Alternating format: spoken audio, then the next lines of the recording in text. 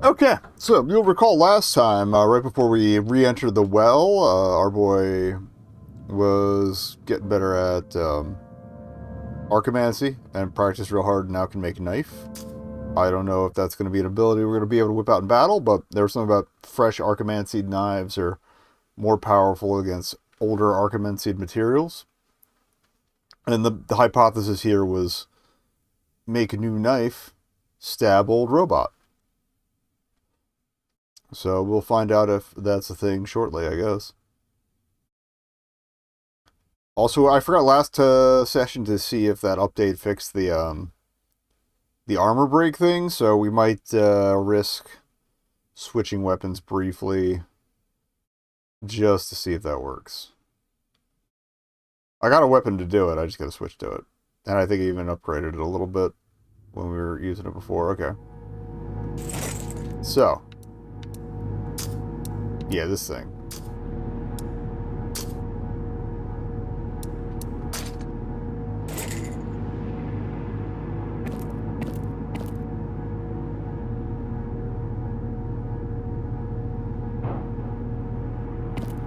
So we just gotta find a guy.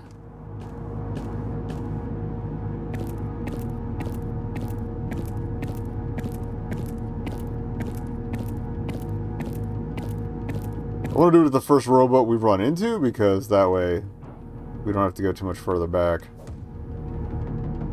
Oh, that's not the dodge button. There we go. That feels like it's moving pretty fast. Hold up.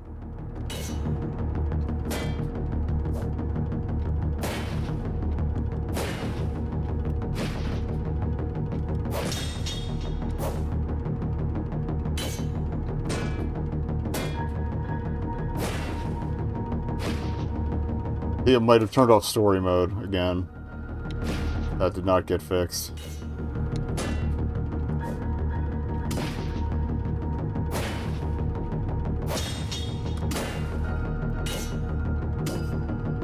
What? What the fuck happened there? I guess I swung too late. And it's still locking up when it gets close to the end of the bar on the armor break. Okay, so whatever the fix was didn't fix. There was a patch between me complaining and me reattending. I don't know if it's something that just happens when OBS is running or what, but let's take that from the top.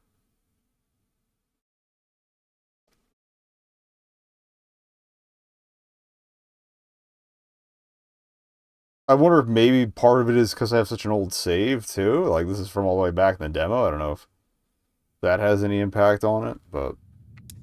Alright, start. Okay. Yeah, it did turn it off. Okay. We want the remote on because I'm bad at combat. Okay. So we're not gonna worry about that. I guess. Aram, that's his name. Okay. I was trying to come up with it earlier when I was explaining where we were plot-wise, but so be it. Okay. Oh. So yeah, now it's moving much slower. At a pace that I can handle. Makes the combat take a little longer, but it's that or die.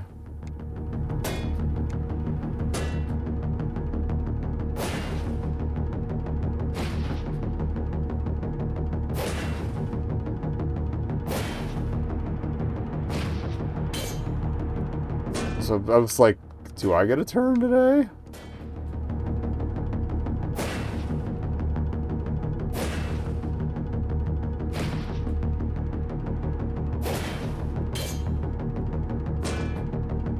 I do appreciate that he can't knock me out the door, apparently, as far as I can tell.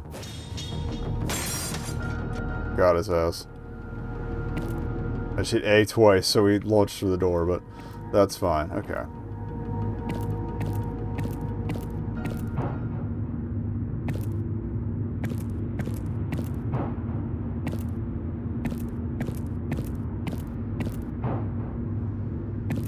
Kind of surprised we didn't find another, like, rest spot up here, but... Oh, hi, boys.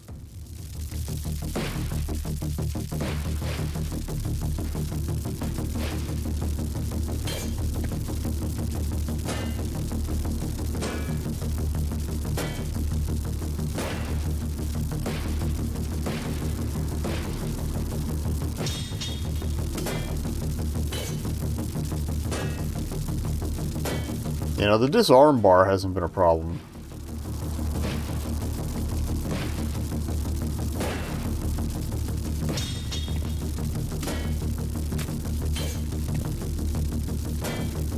Trying to get away from that little out of area border there. Cutting it close on that one, but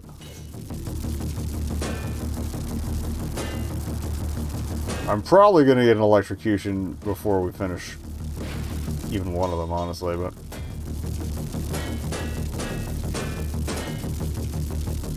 alright, let's finish this one off then.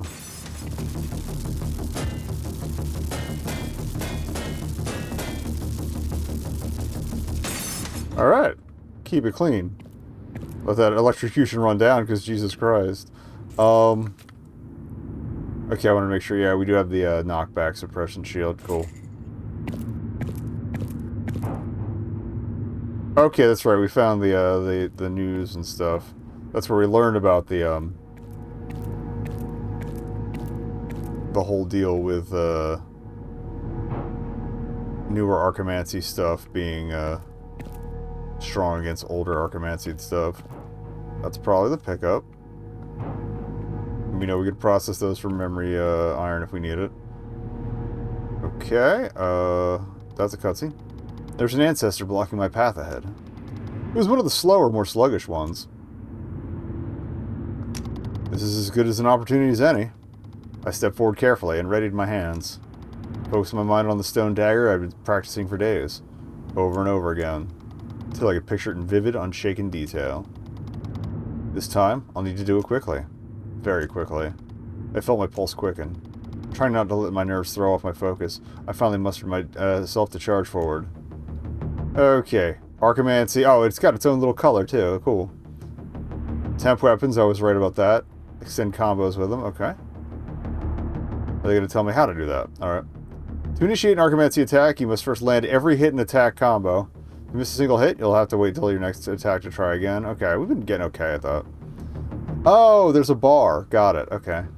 Final hit of your attack, when the purple meter is full, hold down A instead of releasing it, and you'll immediately launch into an Archimancy attack. Okay.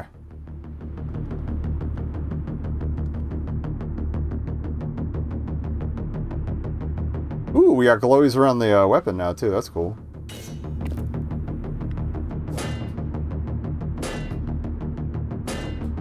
Oh, we didn't hold it. Okay. I wasn't watching the diamond. Got it. Okay. Oh. I thought it was going to be a...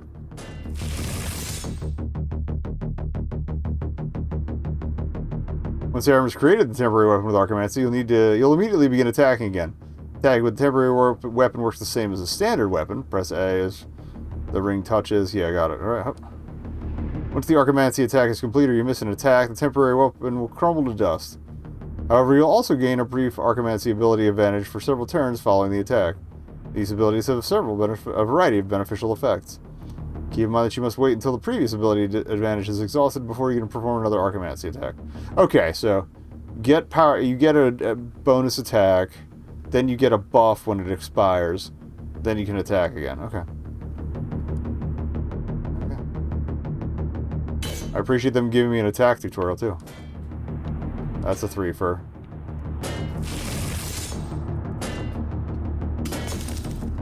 Got him. Okay, wrap up. Using Archimancy attack costs faith. Third bar. I knew there was a room down there for something. But you regain a small amount by destroying enemies, or all of it by resting in a campsite. Okay. You can increase your maximum faith by upgrade. There's a new attribute to upgrade. Great. Similarly, you can increase damage dealt with your Archimancy weapons by upgrading your insight. 2 new stats to upgrade. Well, you know, we're pumping insight, because increase my killing power. Lastly, note that Archimancies are equipped in your loadout menu and associated with either your primary or secondary weapon. You may have up to 2 Archimancies equipped at any time, and the weapon you attack with dictates which Archimancy you will use for your Archimancy attack. Okay, I've had trouble switching weapons, so...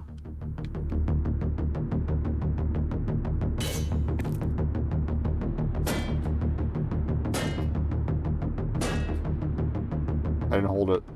My bad. We'll get used to it. We're new here. Okay. 1. Woohoo! 3.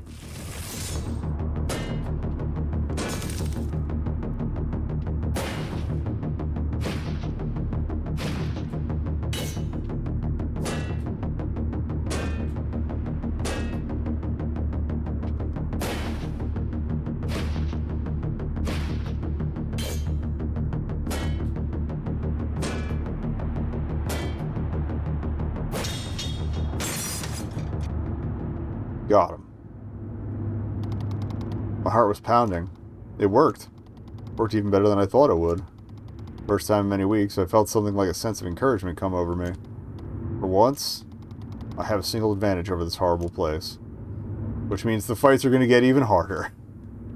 Okay. And that was what the glowy thing was. Got it. Alright.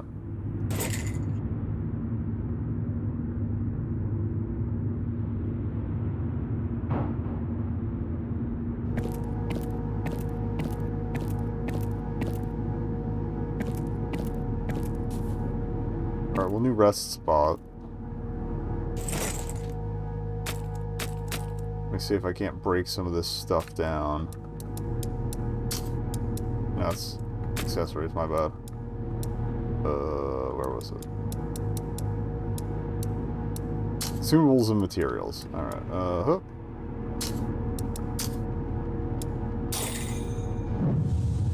Oops.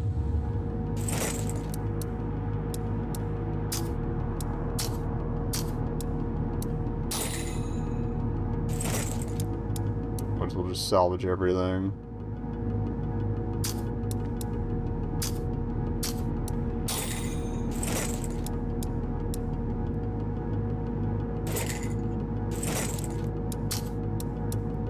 There we go. Hoop.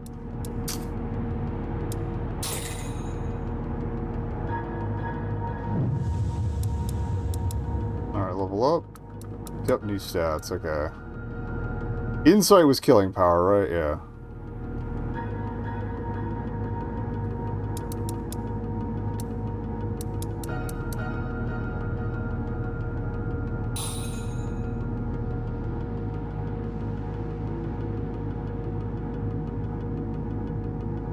Oh, we didn't save. Okay, now we're good.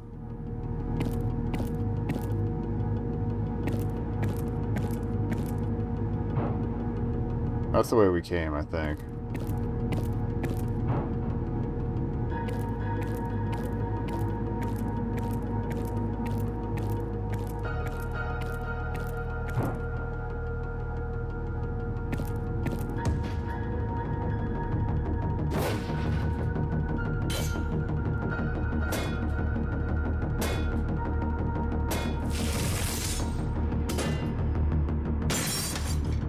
Okay, yeah, that's gonna speed things up a lot.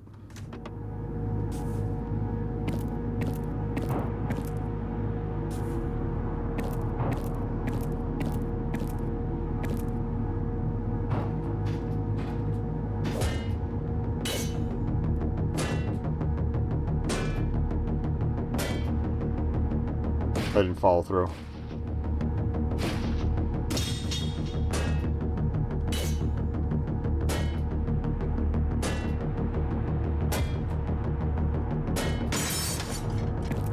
Didn't activate since we had the quick kill there. Okay, that goes further down. That also goes further down. A little less reach than I thought I had. That's my fault. I know it's a short weapon we're using, so...